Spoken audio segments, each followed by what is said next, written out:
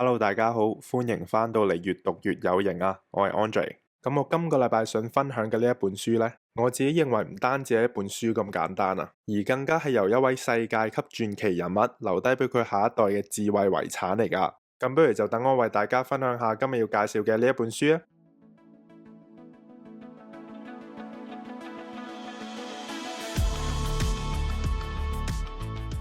咁呢一本書咧就叫做洛克菲勒寫給兒子的30封信啊。咁可能有部分嘅聽眾咧未必真係好清楚洛克菲勒究竟係邊一個啦。咁約翰戴維森洛克菲勒佢咧係美國標準石油公司嘅創辦人嚟噶，佢亦都係歷史上第一位億萬富翁啊。喺佢最風光嗰陣咧，佢哋公司壟斷咗成個美國90%嘅石油市場，甚至因為成個規模咧實在太誇張啊，俾美國政府咧用呢個反壟斷法拆散做34間細啲嘅公司。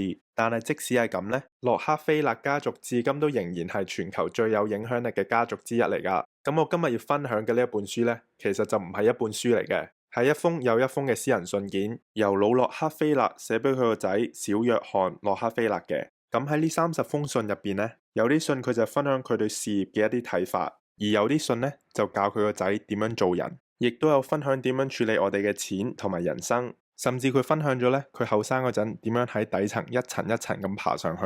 咁所以啲內容咧唔單止係家族成功嘅秘密，我仲認為係充滿人生哲理。所以對於今時今日嘅我哋咧，我覺得仍然都係好有啟發㗎。無論你係學生、打工仔，又或者搞緊創業嘅，甚至其實你只係想搞清楚自己嘅人生方向，咁呢啲信咧都可能會令你有意想不到嘅反思。咁由於片長嘅關係呢，我冇辦法將全部30封信都同大家一次過分享，咁我就分享5封信同大家賣個關子。而聽完嘅聽眾呢，如果你有興趣嘅話，就去書局買呢本書睇埋剩低落去嘅信啦。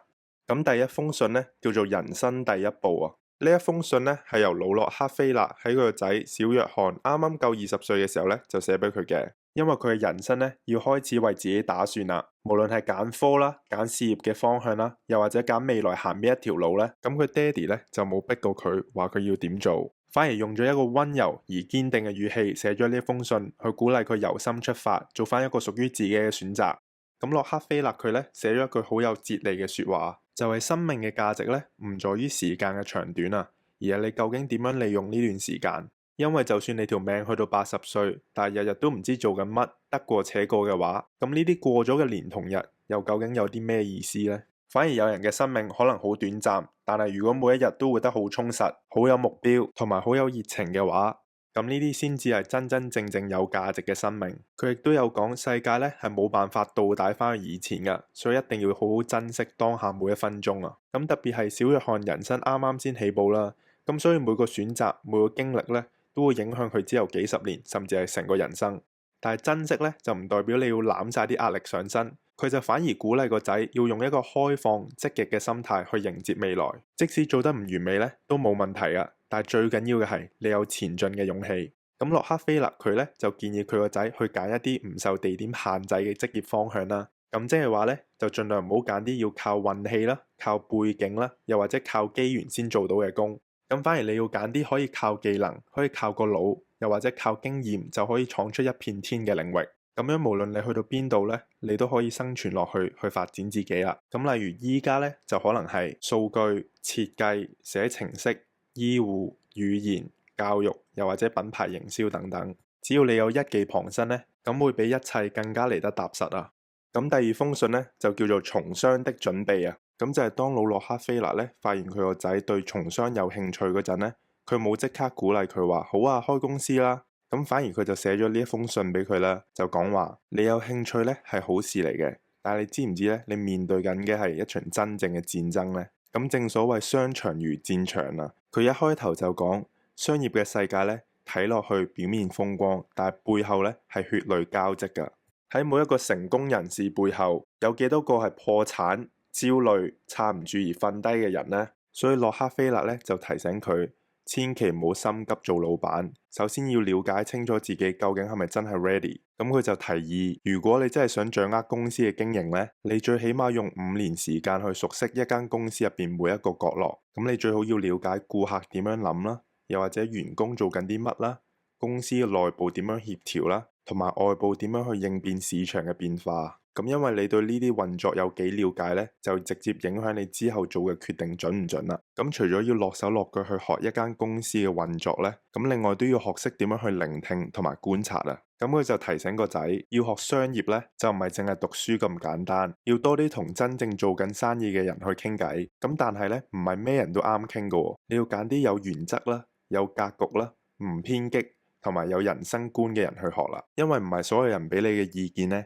你都一定要聽嘅。但係一啲有智慧嘅忠告呢，就可以幫你行少好多冤枉路啊。咁除此之外呢，如果想成功嘅話，其實最緊要係從個信念開始啊。因為當你有咗明確嘅目標之後呢，就應該要全力以赴去培養信心啊。而你個世界有幾大呢，係由你自己決定。咁佢仲勉勵個仔，只要你個決心夠堅定嘅話呢，成個宇宙都會幫你。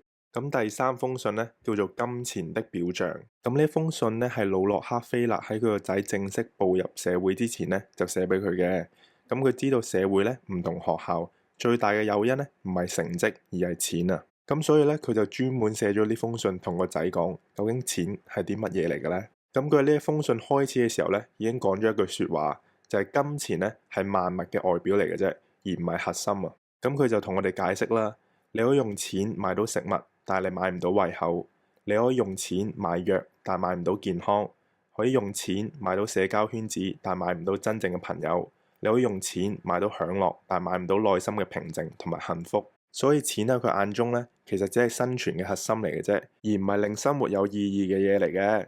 咁佢就覺得我哋應該要好好學習，成為一個慷慨又大方嘅人。咁雖然你去幫人嘅時候呢，未必會即刻有啲咩回報啦，咁但係人哋會記得。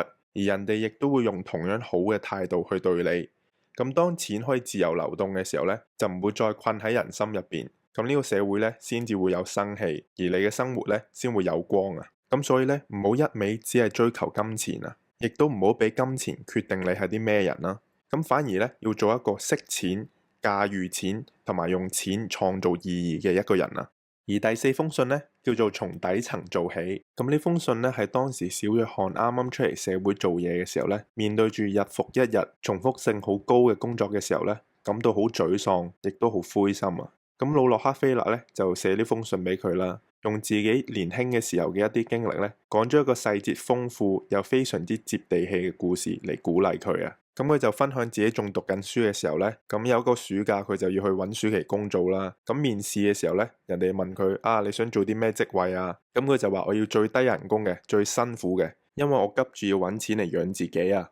咁就係咁呢，佢就入咗一間工廠去做嘢啦。咁佢就做喺組裝線上面呢最低階嘅嗰種工啊。咁每個鐘呢，淨係得20美分嘅啫。但係佢呢，就冇覺得好委屈，反而呢，面對住呢一份親手做嘢嘅工呢，佢係樂在其中啊！咁但係佢第一日返工呢就好黑仔，因為佢俾個鐵錘呢砸親自己隻手指啊！咁可能普通人呢會想請假啦，嗌辛苦，但係佢就唔係喎。佢收咗工之後呢，就主動去諗方法，就研究點樣可以受緊傷嘅時候呢就繼續返工。最後呢，佢仲自製咗一個小道具去幫自己隻手呢做得比人快啊！咁佢用咗呢個小道具之後呢，唔單止咧可以繼續做嘢，反而咧仲比平時快咗成1倍速度啊！咁老闆見到之後呢，就專登讚佢醒目同埋好勤力啊！咁呢個時候呢，佢冇停落嚟，反而再進一步同個老細講：你可唔可以俾多啲嘢我做啊？咁個老細見佢咁積極呢，就委派咗好多雜務俾佢啦，比如話係幫其他同事搬貨啦、整理個倉庫啦，同埋改善工作流程等等。慢慢呢，公司啲人開始當佢係自己人啦。咁而佢都係繼續好勤力嘅，第一個返工，最尾一個走，仲參加埋公司嘅壘球隊。咁因為呢啲付出呢，每個同事開始都信佢，而老闆呢都留意到佢多咗。咁有一次呢，公司嘅壘球隊隊長呢，咁啱就喺公司入邊做採購啦。咁佢就同佢傾偈，就話：其實你做得咁好呢，有冇諗過做啲再有挑戰性啲嘅崗位啊？咁於是乎唔夠幾個禮拜呢，洛克菲勒就由一個普通嘅組裝工人升咗做訂貨員，咁之後就再升職做埋部門經理嘅助理，而短短3個月呢，已經喺公司裏邊不斷咁升職。而佢一開始呢，只係拎20美分一個鐘嘅臨時工嚟嘅啫。不過最尾呢，因為要開學啊，所以佢就要忍痛辭咗份工。咁但係呢一段經歷呢，對佢一生有好大嘅影響。咁佢就話：成功呢係靠實力贏翻嚟嘅，而唔係靠坐喺度等人賞識你。你對每一份工嘅態度，就決定咗你值唔值得俾人提拔啦。咁所以呢一封信呢，其實就係想講，任何成功嘅人呢，都係由小人物開始做起嘅。冇人呢一出世就可以做 CEO，你要踏實咁樣行出第一步呢，咁先至會有第二步噶。同埋所謂嘅機會呢，唔係你揾到啊，而係靠你爭取翻嚟嘅。人哋呢係唔會無啦啦升你職嘅，但係如果你唔怕蝕底，每日都默默咁樣做多少少，多出少少力嘅話，咁人哋就會記得你啦。而今日想同大家分享最尾呢一封信呢，我就決定跳過第五封信，原因係因為呢，第五同埋第六封信呢，某程度上係表達緊類似嘅內容，大家都係講緊點樣去持續成長啦。而第六封信我自己覺得呢係有多啲共鳴嘅，咁所以我就同大家分享第六封信啦。而第六封信嘅信名呢，叫做《圖書的商業價值》啊。咁你一聽呢一封信嘅信名呢，好明顯就係關於閱讀啦。呢一封信呢，就係小約翰經過3年打滾之後呢，開始參與家族企業嘅經營層面，而魯諾克菲勒呢，就見到佢開始讀書啦，開始會研究管理啦，學習一啲過往嘅 case 啦，咁佢就覺得好欣慰。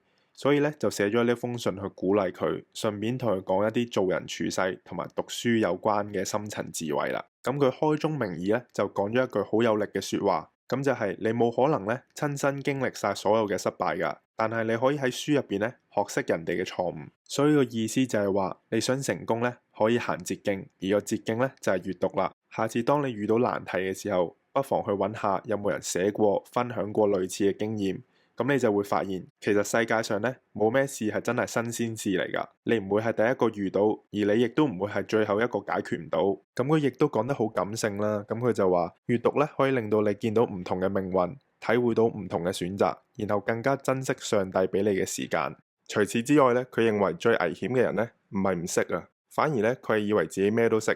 所以洛克菲勒咧希望佢個仔唔好變成一個講得多做得少嘅人，而係一個觀察得多、問得深入、做得紮實嘅人。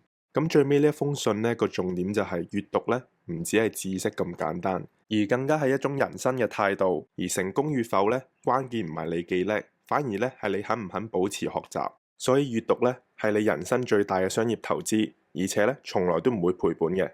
咁今日嘅分享咧就差唔多啦，希望大家聽完今日呢本書嘅分享咧都會有少少反思。